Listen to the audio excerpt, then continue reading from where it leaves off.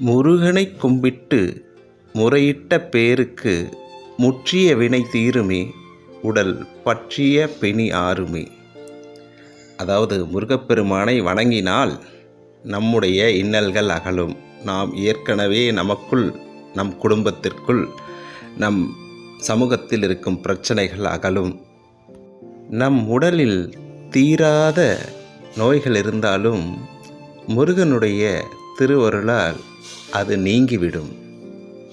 முருகன் பாட்டில் ஒரு அடி இருக்கும். எனக்கும் இடம் உண்டு அருள் மணக்கும் முருகன் திருவடி நிழலில். நேற்றைய வாழ்வு அலங்கோலம், அருள் நெஞ்சினில் கிடைத்தது நிகழ்காலம்.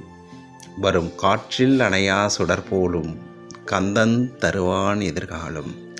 நம் கந்தன் தருவான் எதிர்காலம். அதாவது